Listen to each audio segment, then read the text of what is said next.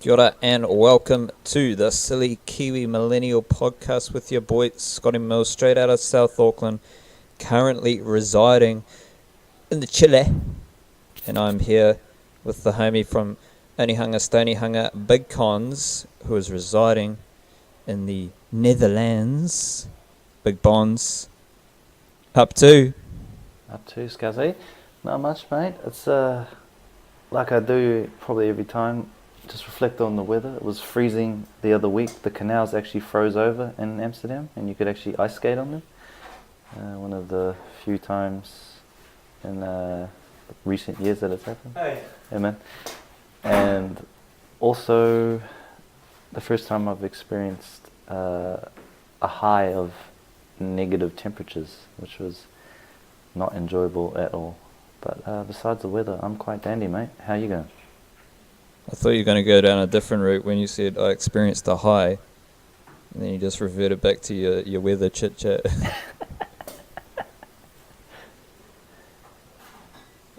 But I did have a little moment yesterday. I was just in my yoga spot, and I just felt like there was a cool breeze. Leaves were blowing off the trees. It was overcast. And just felt like the seasons were changing. We were moving from summer into autumn. That's what I felt like. So that was my weather reflection. Obviously, you're still apparently in the in the depths of winter. You're not really moving into spring just yet. Actually, it's quite strange. In a week, it's back up to like 6 degrees, which is now I affectionately call warm weather. Which is quite strange for me, but it's been pretty good. Just a quick question to get us started. Has any Dutch slang infiltrated your vocabulary? Like we started this with up to, pretty common Kiwi slang. Chur. Has any Dutch slang, infiltrated your dialect, or are you still looking to integrate it? Like, have you noticed some Dutch slang and you're just looking to integrate it in at various parts of a conversation? Or is it just common practice for you to drop a word? It's because I don't know the language that well. It's quite confusing whether it's slang or just part of the language. Like, do normal people say this or the cool people say this? But they say chill heaps here. Oh, that's chill, man. I don't know if that's a European thing though. But then actual Dutch words, working on. They say like liquor, which is for food, but then also the weather, and then also some other things can be liquor, which is kind of confusing. Just mean or chur in New Zealand. Yeah, but not. I don't think, but there's some things that can't be, that it wouldn't make sense to call something that it's almost as confusing as English, I think. Yeah, well, that's the thing. In New Zealand, if you say, Joey's mean at rugby, it doesn't really make any sense, but it makes sense. Yeah, it's even when I say hard, sometimes in agreement, yeah. And then people are what's hard? Nah, I agree. Hard, yeah, yes, it's cool. Yeah, I concur, yeah. Yeah, I'm mean as, you're a dick, yeah. What? Yeah, no, but they also but they say canker, which is cancer, which is when you're insulting or stuff is bad or insulting sort of stuff. Yeah, and I was man, that sounds really bad, in English, but then it's sort of just part of the slang, I guess, the way they say things over here, where it's bad but not as bad as cancer, but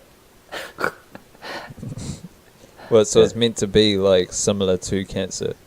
No, I think that's what it translates to, but the way they use it, and the other meanings for it, are slightly different on how you can use it. So if you drop the ball, it's cancer. Nah, it's more like insulting stuff like, oh, like that team is canker or something, like that team is like that football team that you don't support, like your rivals, or like the team that you hate, like they're a cancer team or something. Like, Fuck, they're just meningitis, eh? fucking polio bastards. Well, that's too Mickey. Too Mickey. Too Mickey. Yeah. Um, Can you use like, you know when you say like too Mickey, because too Mickey is awesome, and then because I noticed like even my girlfriend used to do it, like white people, they're like they think too Mickey means too much, like as in quantity wise, but it means like cool, like well, that's what I've wondered because, like, on Instagram, when you see like rugby or rugby league players or anyone, they say like, "Oh, that's Mickey as," yeah, and like, I would always wonder, like, are you saying that's much as? Because, as you said, like, we're told that the direct translation is too much, and so in my mind, I just break it down like he's saying Mickey as, so I'm reading it as much, which makes zero sense. yeah, But then everyone uses it, like, you kind of pick up that it doesn't literally mean too Mickey because everyone's just like, yeah, too Mickey, too Mickey. yeah. But I've never actually had that officially told to me that it does generally mean cool or whatever, so, or what have you. So It's more like it means mean, or like the moldy version of too much, like, oh, too much, cuzzy, like not too much as in quantity, like chill, bro, like mean, like yeah, because when a Māori person says too much, it genuinely translates to what we would think too Mickey means, which is cool. Like, because they say that's too much, but they're not referring to anything being literally too much. So it's weird how the English, when Māoris use too much in an English sense, it's very similar to Mickey. yeah. But then, because like my girlfriend used to be like, oh, like have you eaten enough? And she's like, oh yeah, there was too Mickey, like there was too much food, and I was like, it doesn't make sense. Like, but she might have been saying that the feed was mean. She might have been saying that there was the feed was too Mickey. No, like, cause no, like, nah, okay, probably that time was right. No, that time was right. But there was another time she said it like meaning the quantity of something, like to make a like Instagram post or something, and I was like, "What? It's a cool." She's like, "No, there's too many of them," and I was like, "That doesn't make sense." Like, how many shoes do you have? Oh, I got 2 Mickey shoes. Yeah. Yeah. I was like, because she has a whole bunch of like, she has a bunch of friends who just happen to be mostly white, and they all use that like phrase sometimes. And then I was like, can you tell them that they're not using it right? Like, it's cool that they want to use it, but actually know how and why you'd use it. Can you just tell like them to find their own words, please? Because you're just like taking like cultural appropriation, taking something and then just like assuming, a new, or assigning it a new, which I don't know, because other cultures do that too, but it's fucking colonial thing, I'm sorry, bro, I'm sorry. What fucking is... colonizer. Two questions here.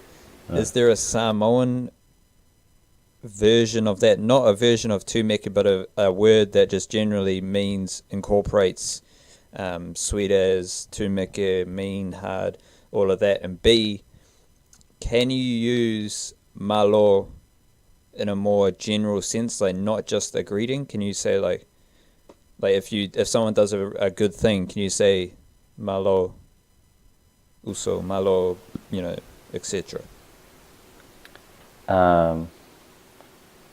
Okay, I don't know enough Samoan, but malo, like, it's sort of like, it's thank you as well, like, Yeah. so it's a greeting, hello, so like a informal, like, hey, and then like it's almost, you can also use it sort of like well done, like You know, when someone does something good, like, oh, malo, like, you know, or like, yeah. And then I'll just quickly go back to the Dutch, like, when they say, like, lekker, like, I hear it on the rugby field when someone, like, makes a good run, and they're like, lekker run, or whatever in Dutch, like, or like someone Lekker, does, lekker, lekker, lekker, lekker. like someone does a big hit or something, they're like, oh, lekker, John, or whatever. Yeah. Languages are Because weird, I think man. it's similar to, like, I've got no fucking clue, but Hawaiians use aloha more loose. Like, foreigners think that, like, the greeting is just aloha or malo. Yeah, yeah, mahalo. But is that similar to malo? I guess No, so, yeah, that's what they want to say. Mahalo. So what's aloha then? Aloha. Same thing, right? Yeah. But yeah, I've also heard people say, like, oh, many alohas to you, or, like, you know, use it in a more liberal sense, similar to malo. Oh, yeah. Much alofas. Because, like, alofa in Samoan is, like, aroha, is love. So, like, people can sign off with it on cards, you know, or give them our alofas from us. Like, yeah. Which is very weird when you, well, not weird, but it's cool when you consider it from a linguistic point of view, because you have aloha in Hawaiian, you've got alofa in Samoan, and you have aroha in Aroha. Māori, Yeah. which is like 3 variations on a theme. Like, just the structure of the word Yeah. is quite similar throughout the 3 variations. But then, like, languages have a lot of, like, contextual meaning. Like, there's a lot more associated things to it than just, and, like, you can't actually directly translate it into English because it loses some of the meaning or value of the word when you translate it. Like, there's this word that people use in Dutch, I can't really pronounce it, it's like gezellig, which they always say it means similar to cozy in English, but it's not. And it's sort of like a situation can be gezellig, like quite social and everyone is cozy and together, but it doesn't, you can't just say cozy, like in English, it doesn't give the full meaning to the word, and they're like, there is no translation for it properly. That's exactly the same here in Chile, but just with the aloha, alofa, and aroha is like, that always it's similar to like kiorana and kiora, like just how the languages develop and how like they change, but I think like the structure and the general meaning's the same throughout a lot of those Polynesian, even like Spanish and Portuguese or Spanish and Italian, there's some similarities. But like here in Chile, I don't know if it's like just the Chilean dialect or Spanish in general. Like if you're cold, for example, you say tengo frío, which means I am cold, but tengo means I have. So the direct translation is I have a cold. Yeah. So if you came to New Zealand and you were just speaking English, you would learn the translations, which is kind of what you do when you learn a language, is you learn what other words mean. But as you said with the Dutch word, doesn't really make sense because you come to New Zealand and say, "Oh, I have a cold." Yeah. You're like, "Are you sick?" Or like, "What's happening?" They're just like, "No, I'm cold." Or tengo calor, I am hot. Translation, I have a hot. Like none of it makes sense, but it's like those nuances are always pretty fascinating as well. Yeah. Well, it's because like our point of reference is English, but when these languages were created, they weren't, basing it off English. They were just speaking their own language. Bro, that's what's been fascinating for me, because I never thought I'd learn another language. Like, as soon as I realized how shit I was in Year 9 French, and like just how difficult I found learning another language, I was like, nah, fuck learning another language. Like, mad respect to people who can, but like, it's just not something that I want to dedicate myself to. Other than like spreading Māori words and like trying to bigged up the culture in Aotearoa. But coming to Chile, like, obviously I realized at some point, like, shit, I'm going to have to learn Spanish. And I was like, okay, well, I just got to do it. But pretty much my whole life, I've been like, I cannot learn another language. And here I am learning another language, which is like a massive step for me. But the fascinating bit is like learning just the thoughts of like, how did this language develop? Like, how do we have so many different dialects? How do, like, you go to Africa or even in Australia, there's hundreds of different indigenous languages. So there's not like one indigenous Aboriginal language. Like, every tribe has their own language. And it's just like the sheer topic of language is ridiculous. Yeah. It's like, but that's only started like once I've genuinely like tried to learn Spanish. Yeah. Even in like the Māori tribes, like apparently back in the day, like the northern tribes couldn't understand the southern tribes. Like, that's how different the dialects were. Like, they had a bit of like miscommunication between them. Even like, you know how you can say like, ko Connor toku ingoa, like my name is Connor. In some like dialects it's toku with like T-O-K-U with the line above the O. But in other ones it's taku, like T-A-K-U. Like, even just little differences, like when they like transcribed it from an oral language to a written language, you know, what some people heard was the A and some people heard the O, and that was because there were two different tribes. So if someone came to you and be like, taku or toku, like, yeah, you're not going to like be able to understand the difference. But yeah, it's a interesting thing, linguistics. That's going to be an interesting journey to like continually touch base on, because you're learning Dutch, I'm learning Spanish, and we both come from a pretty well-versed English background, where like we're university educated, so we know how to read and write in English. We've written essays, and we've done a lot of speaking to various levels in English. So coming into learning Spanish and Dutch from those perspectives and being able to, like, I think that's the other thing, in this podcast, we are reflecting on those journeys. So I think when we combine that, it's going to be fairly interesting to touch base frequently on how we are learning the languages. The main weird thing for me is just like the thought of language and how crazy it is. Do you like the idea that eventually the world will probably have like a few main languages and everyone just speaks those? Or would you prefer to like keep all the sort of lesser popular, dying, sort of less spoken languages alive as well? I don't know if we're going to get to a point of limited language. Like, I think a lot of places are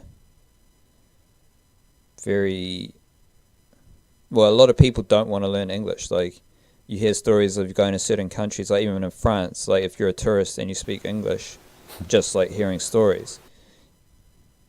French people don't want to speak English. French people want to speak French. So I think people, if not, and then you look in Aotearoa with Māori people, I think there's a resurgence in Te Reo, because we've kind of, I think in general, we've passed over a point where the greater shift in consciousness and all of that stuff has resulted in people being more compassionate and open to our future. So I think I'm more optimistic that there's going to still be the varieties of language, which ultimately would lead me to believe that the more languages you speak, the better equipped you are going to be in surviving this world.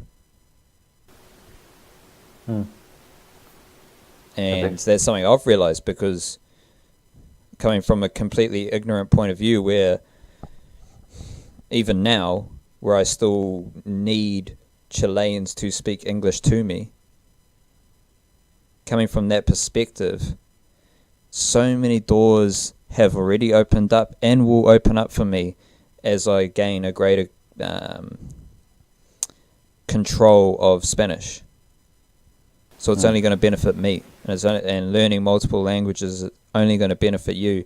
And just like the sheer vision of going back to New Zealand and returning to New Zealand, being with your mates, and what's up, boys? I can speak Spanish. Fuck with me. You know, like I'm waiting for that moment. I'm waiting to sit down, you know, maybe get high and just be able to, because none of them can speak Spanish. None of them can barely speak another language. Let alone the fact that at some stage in the future, I want to be more versed in te reo as well. Suddenly I can speak 3 fucking languages. Suddenly I have exceeded all expectations of my linguistic abilities. So that excites me no end. And I think it's only like a good thing if you can suss out, especially something like Spanish, for example. Like, you can only speak Dutch in Netherlands. Maybe it might help you speak Afrikaans to some extent. Yeah. But if you can suss out like a language that's a bit more universal, you're going to be able to wiggle your way through the world. And like French, for example, you can go to parts of Africa and speak French. You can go to Canada and speak French. You can go to Haiti and speak French. Like, there's that sort of, it just opens up so many doors, I think, linguistic abilities. You mean to all the colonized countries? But No, yeah. because you're going to learn, sorry, Yeah. French and Spanish has part of the colonization, that's right. Yeah. And the Dutch to an extent as well. But yeah, that's the same for me, like language goals. Like, the dream is to go back to New Zealand, and then like I speak to Haley in Dutch and she replies in Samoan, and then everyone's like, what the fuck? Like, they just have like secret language.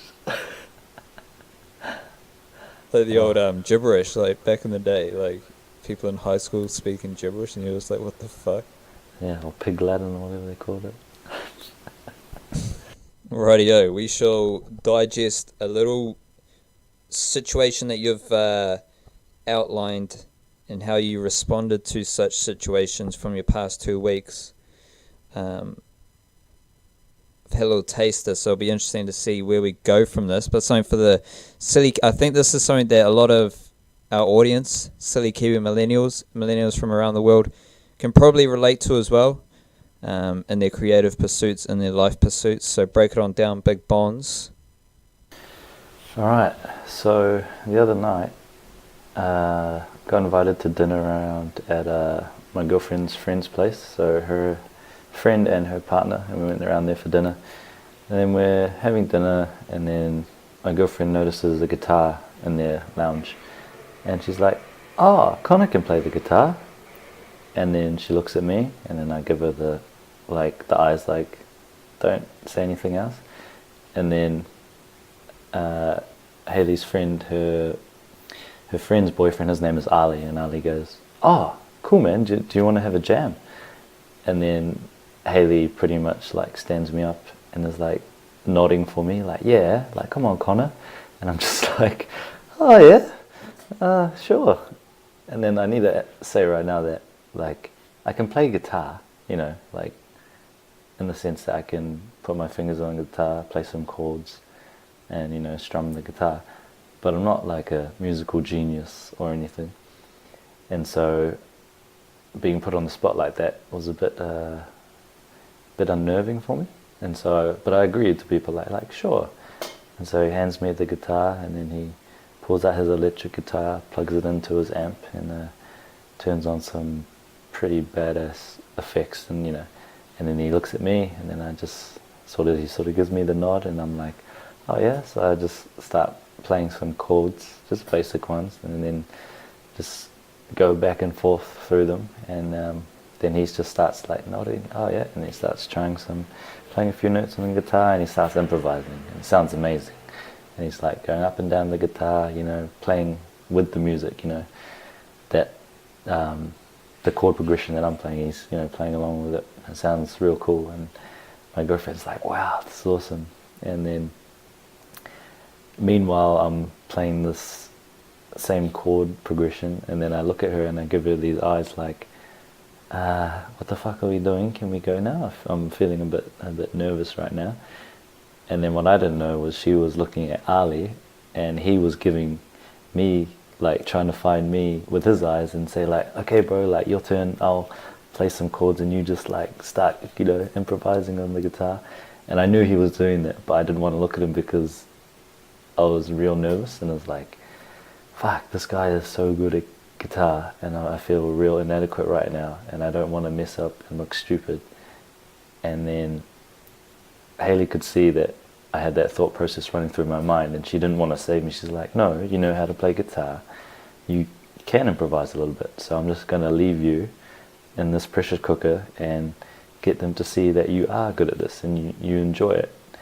And I just wasn't feeling it, and I was like, nah, fuck this, eject, like, pull me out now, like, pull me out of the matrix, I need to go. Like, yeah. And then she's like, and then, I sort of, just stopped playing, and then he just sort of realized that I wasn't really feeling up to it, so he just, kept playing himself and started playing some songs that he had written and stuff, and it was cool. And yeah, and then, said goodbye, went home, and later that night, me and Haley were talking about it. She's like, yeah, I saw you were, like, struggling, but I know that I've seen you play better than what you played, so I left you in there to sort of, pressure builds diamonds and leave you in that situation so that you can shine.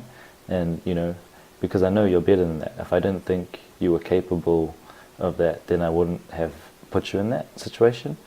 At the same time, she apologized and said, I should have just read that you weren't feeling comfortable, so I should have said, and just left it when you asked me to leave it.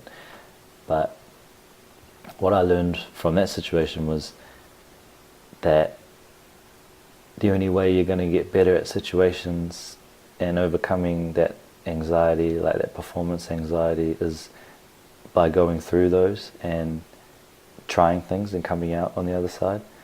It's a matter of practice, especially something like guitar. Like, no one is born with the ability to play guitar unless you're like some genius or like musical prodigy.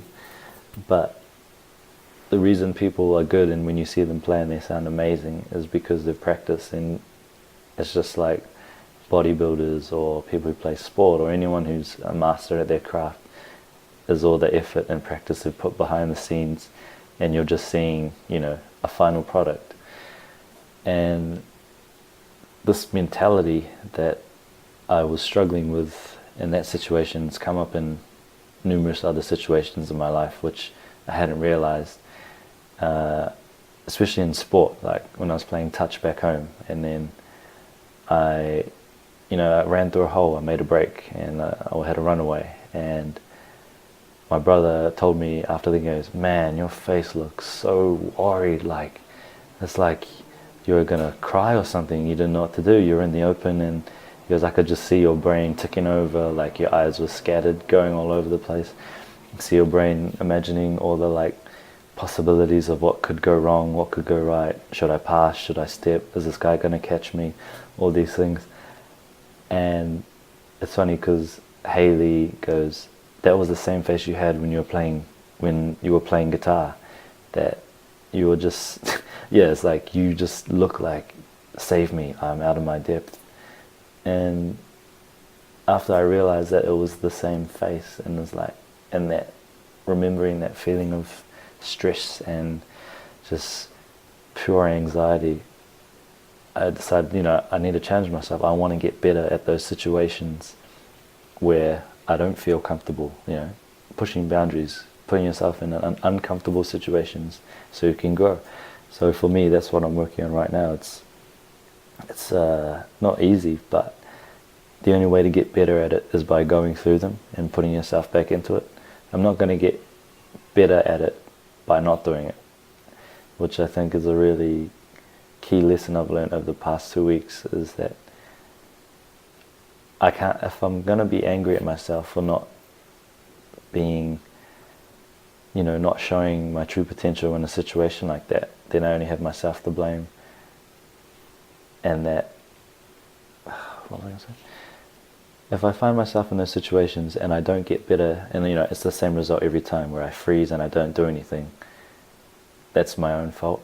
But the only way to get better at that is by putting yourself back in the situation and trying something. If it doesn't work, try something else. But it's going to be the same result every time if I just, if I don't do anything about it when I'm in the situation. So I think that's the important thing I'm trying to say, is that the next time you find yourself in an uncomfortable situation, try something, do something. It doesn't matter if it's wrong. If it's wrong, then good, that wasn't the right option. But not taking any options is the worst thing. There's no learning, no growth, no real outcome from doing nothing, which is, that's the key thing I'm trying to say right now. Like, first of all, I think it's pretty cool that you've got a girlfriend who, like, puts you in those situations. I think, like, a lot of partners, male or female, they're there to enhance the comfort experience, where if you can get someone who pushes your boundaries and challenges you, that's a whole nother kettle of fish. There's so many other, like, wrinkles and stuff like that to this. So for me, like, something like the guitar, which obviously you enjoy doing and playing, and a skill like that, which you feel that you may be put in a situation where, as you said, showcase your potential.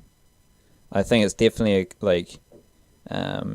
definitely need to keep practicing. That's like whether it's the mindset of staying ready on the bench, so that when you step into the game, whenever you don't know when you're going to be put in the game, but you know that when you are called up to play, you are ready. And it's, or if you're a rapper, you need to have your skills refined through so much practice because you don't know who's going to step around the corner and want to battle you. So you've got to be prepared for everything. So you've always got to be practicing. If you're a fighter on the streets, whatever, you don't know what the future's going to hold. So you have to always be prepared, because at the very moment when you're not prepared and you slack off for a week or 2 weeks or whatever it is, that's when you're going to be tested.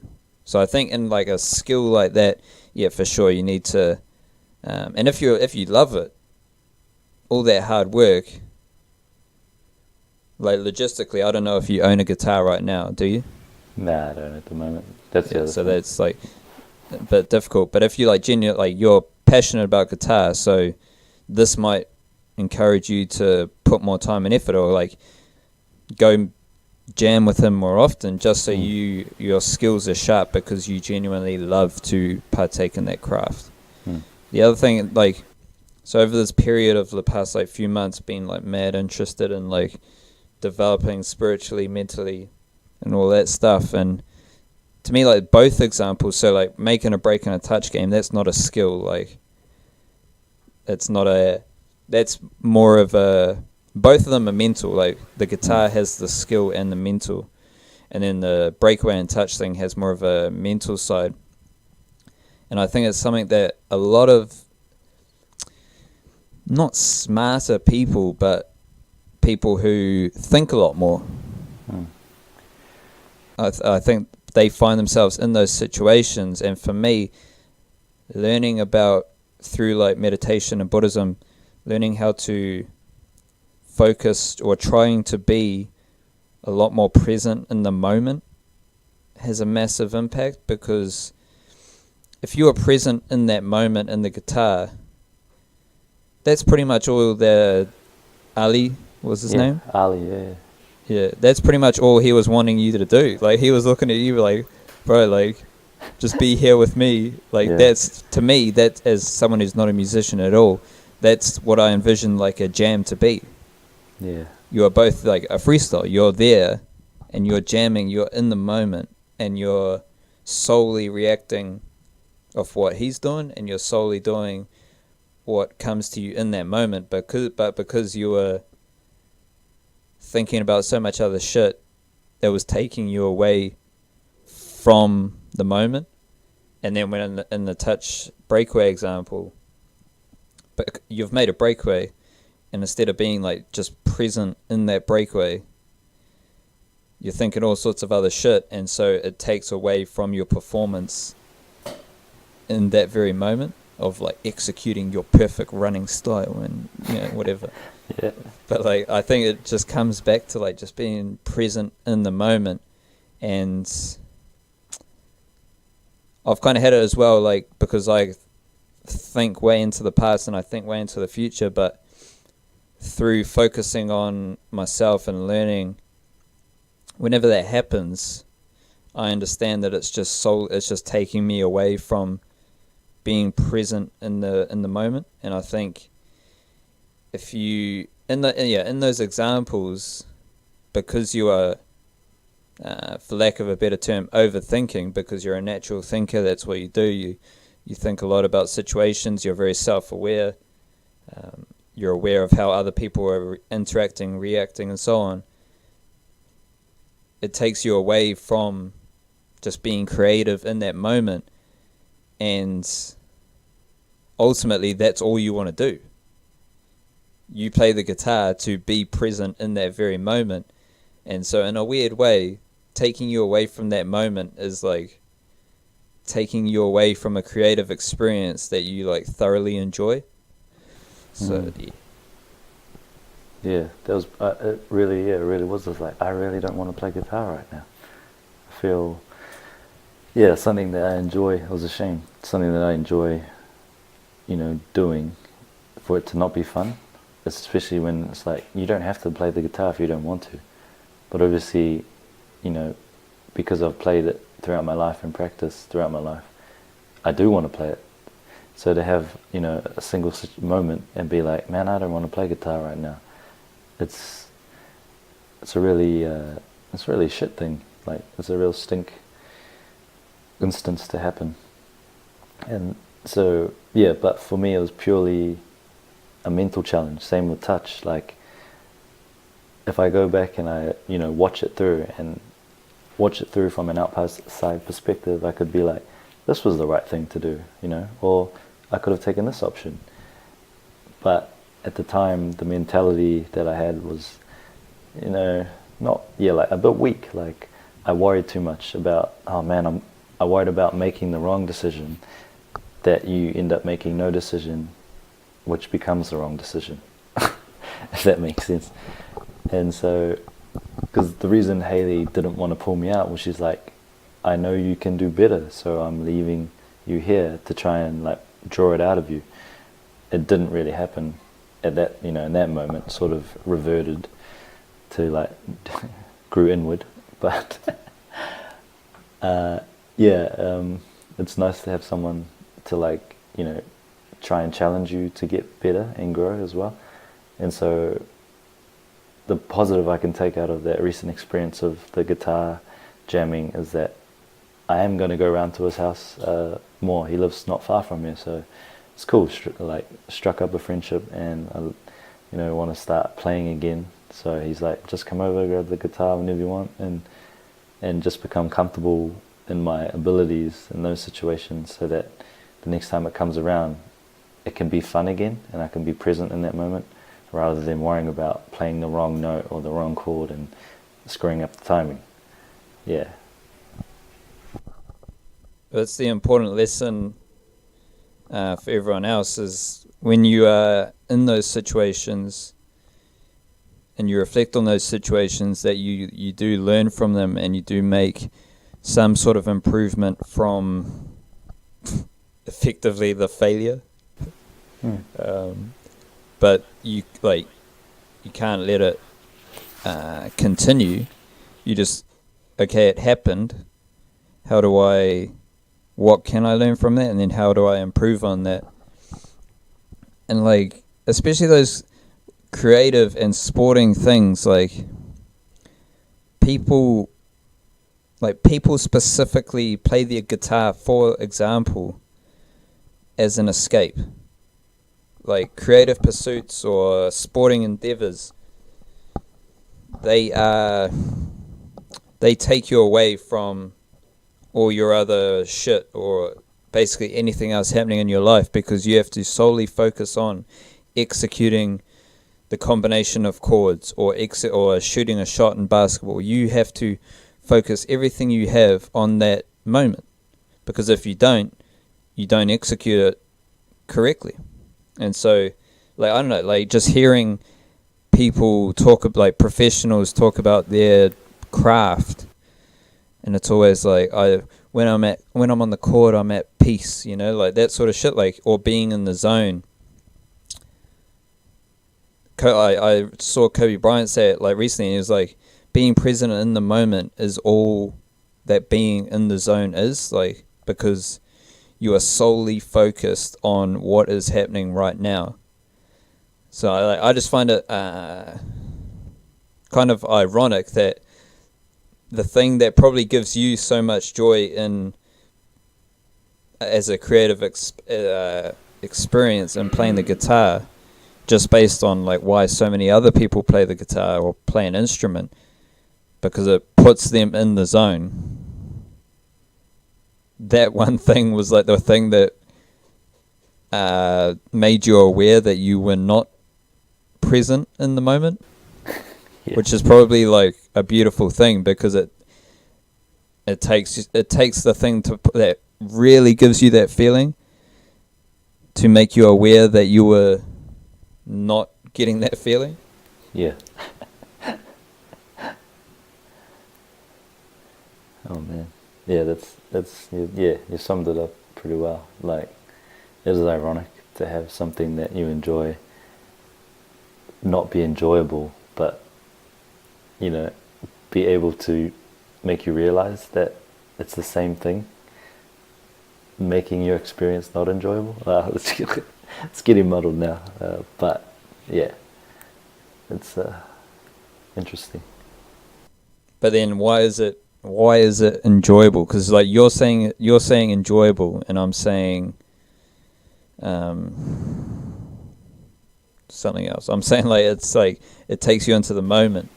So is it enjoyable for you because it brings you into the moment?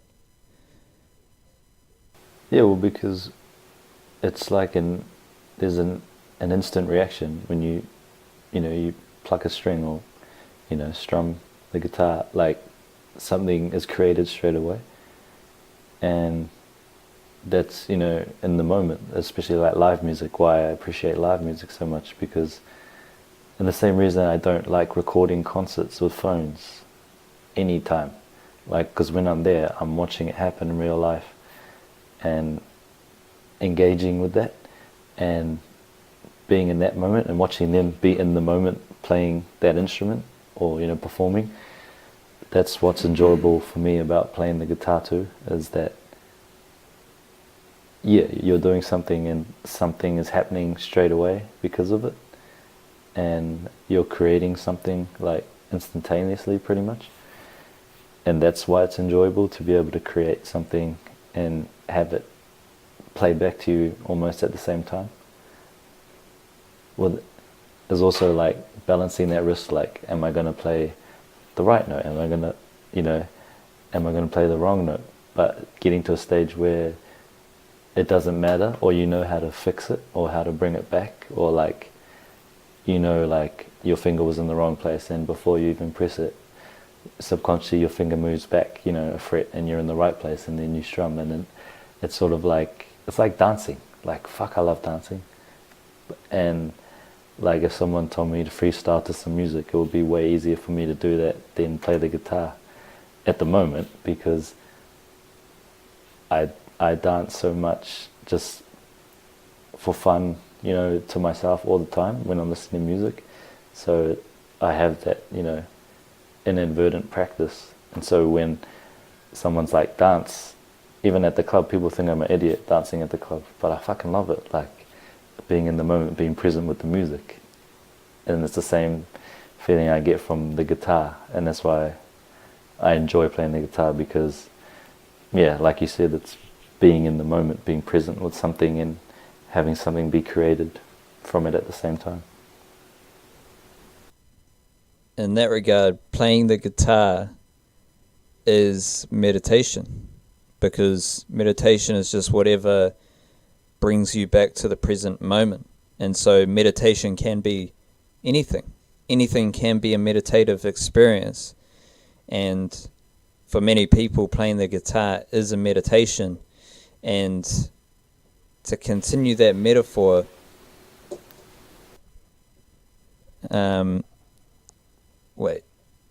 continue that metaphor, if you are specifically meditating as per tradition of taking moments of silence and staying still and breathing and so on and so forth, to execute the meditation, you need to be skilled in the meditation. So you need to be skilled in the art of recognizing your thoughts and releasing your thoughts, fighting off, going into the past, fighting off of going into the future, fighting off thoughts of what I'm gonna have for dinner, what I'm gonna do tomorrow, how my life is panning out, where am I gonna be in 12 months' time. In meditation, you need to be skillful enough at your practice to consistently bring yourself back to the present moment by releasing those thoughts. And in guitar, as a meditation, you need to be skilled in the art of guitar so that you are not thinking about what you are doing. Because you're so talented or so skillful at your craft, it happens naturally. But if you suck at guitar, you're going to be thinking, I need to do this now, and then I need to do this, and then I need to do this. Oh shit, I made a mistake, so I need to go and do this. But if you're a master at guitar, to any degree, you're so better equipped to just, jam. Because you've got all the tools you need to just play chords, strum, move up and down the thing, whatever it is. You're able to stay in that meditative state of guitar because you're not thinking. You've got all the tools in your tool belt to just react to whatever you played before or whatever your mate played off the guitar as well. So I think it's quite interesting to view it as such. Yeah. I like that. View on, creative endeavors or whatever, as a form of meditation, escaping, sort of, but to call it meditation, I think is a lot more accurate and has better connotations to it, to do stuff as a form of meditation. And it goes for any other pursuit as well, whether it's arts or sport or or cooking. Yeah.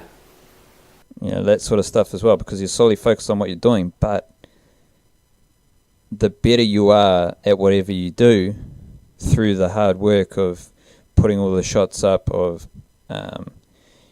dicing up garlic or fucking painting, whatever, the better you are at your chosen craft, the less thought you have to put into executing your craft.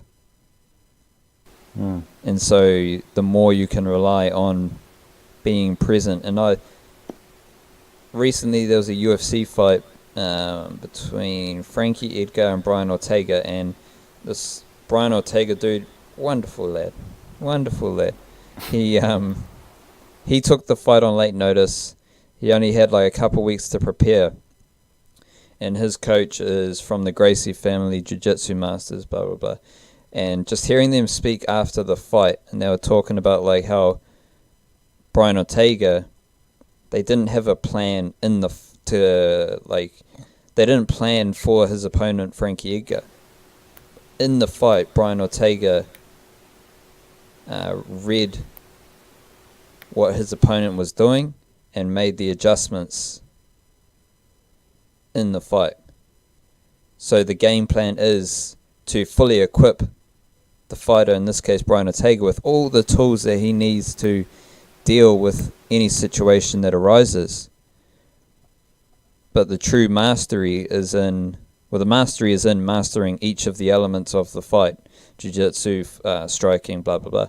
But the real mastery is in the octagon, being mentally aware in the very present moment to understand what is happening, and then how to use your skills in that moment.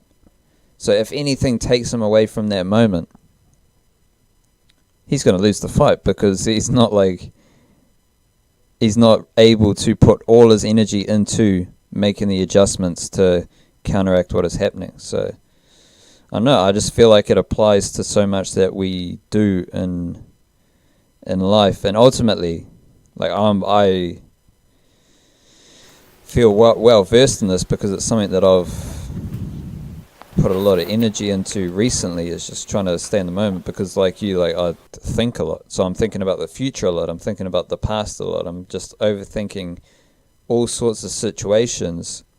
So it's pretty much the same as you, except that I didn't do it in a specific case, and I've actually had, during this period of going within, it's been kind of frustrating, but in retrospect it's been a blessing. I didn't have any example, like any cases of playing the guitar or playing a sport or coaching the kids hockey, where I have to solely put all my energy into what I'm doing at that moment. You know, I did have exercise, I did have yoga and meditation, but I didn't have so many other things that help you get in present moments. So I had to kind of learn how to be present and stuff like that through yoga, and specifically meditation, and thinking a lot through myself. And now I'm kind of craving, you know, coaching hockey, because it's something that that just brings me straight back into the present moment, because I feel like bad, you know, like if I'm not giving my all to that very moment, I'm doing the kids a disservice, sort of shit. So that's sort of like, now I'm kind of seeking those opportunities of pursuing activities that take the reins in that sort of mold.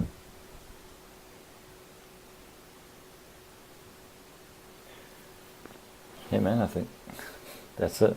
Like our viewers and our listeners, and just everyone, it's about finding something that, you know, that you care about, or at least dedicate some time to, and then turning that into something that can be meditative for you is the ultimate goal, where you can just enjoy doing it and be in the moment and release the normal pressures from your normal life, and just be present in making or creating or doing whatever that thing is. And that's the trick to enjoying, that part of life. I don't know. And before we'll get to your final word, I feel like we've dropped so much wisdom and so much insight that I just don't know if you can come up with another final word to take this episode to greater heights. But while you're conjuring up that, some people do it through meditation. And as I said, like I've had a period where I had to go within, and all that external stuff kind of got taken away, so I had to focus on meditation and yoga. But that's not for everyone. Whether you're an athlete, whether you're a creative, whether you're someone who enjoys cooking, whatever the activity is, it is a meditative experience, because you are always bringing yourself back to the present moment. And it's, for example, I remember chopping tomatoes. In the moment I started thinking about something else that wasn't chopping the tomatoes, I cut myself. So for my own well-being, from that moment forth, whenever I'm cutting something, I try to focus solely on cutting that thing, which is automatically bringing you back to the present moment. Thus, it is a meditative experience. But the benefit only comes if you understand what is happening.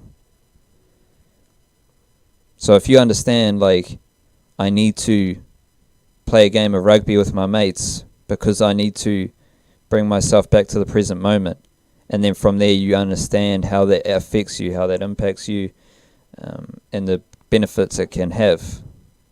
Where I think a lot of people take part in these meditative experiences, but they don't know that it is meditation. So whether you want to meditate, whether you want to do something else, it's up to you. But as long as you are aware that whatever brings you back to the present moment is a meditative experience, and from that point you can go on a variety of different pathways. That's ultimately what we are looking for in terms of living in the moment.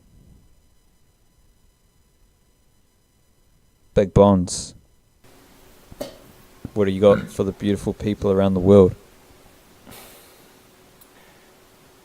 Yeah, I think what I'm trying to say revolves around mentality, that the mind leads and the body follows, and that whatever you think will happen will happen. I'm getting a bit lost in the moment. I'll just give you an example. So my brother, he's a pretty fit sports guy, and he says to me one time, you know, when I get a runaway in a rugby game, he goes, I usually make it to the try line. Or when I chase people down, he goes, I usually catch them. And I was like, yeah, that's pretty true. And then he goes, but I know I'm not the fastest person on the field. Like if we had a 100-meter sprint, I don't think I'd win. He goes, but in that moment, when they get a runaway and I'm chasing them down, the first thing I say to myself in my head is like, I'm going to catch this guy. And I believe that the entire time I'm chasing him. And he goes, you know what happens? I catch them. And then he goes, and there have been times where I haven't caught the person, and he goes, but usually those times are the times where someone gets a runaway, I look at them and I go, I'm going to catch him. But there's a little bit of doubt in my mind. I go, I know this guy's fast. Maybe I won't catch him. And then he goes, you know what happens? I don't catch them. And what I'm trying to say is that the mind is a powerful tool. Now, in both of these instances, I don't believe my brother was any faster or slower, and that the person he was chasing wasn't considerably faster or slower each time. The only difference was in his mentality and his conviction and commitment to whether he could catch this person or not. And the thing that I'm trying to say is that what the mind believes, the body will react to. So because in the instances where he said he would catch the person in his mind, and he honestly believed that, his body, sped up. It allowed him to travel that far and catch that person. And the instances that it didn't happen was because he doubted himself, so his body reacted and made it true. It's like the body believes whatever the mind tells them. You hear the stories of, a mother lifting a car off a child, like just being so present in the moment where physically and logically things don't make sense. And I think that that's the true power of the mind, and that if you believe something without any doubt at all, your body and the universe will conspire to make it happen. Buena. Big bonds, power of the mind. Control your mind, folks. Master your mind and master your powers. Just don't go thinking you're the fucking Black Panther or you can Superman fly. You can fly if you want to. Jump out the window right now. We don't condone any of that shit. This is the Silly Kiwi Millennial podcast, another episode. We will be back whenever we feel like it. So stay tuned and soak up some more game from the boys. Stay positive, peace and love. Cha bless. Cha bless.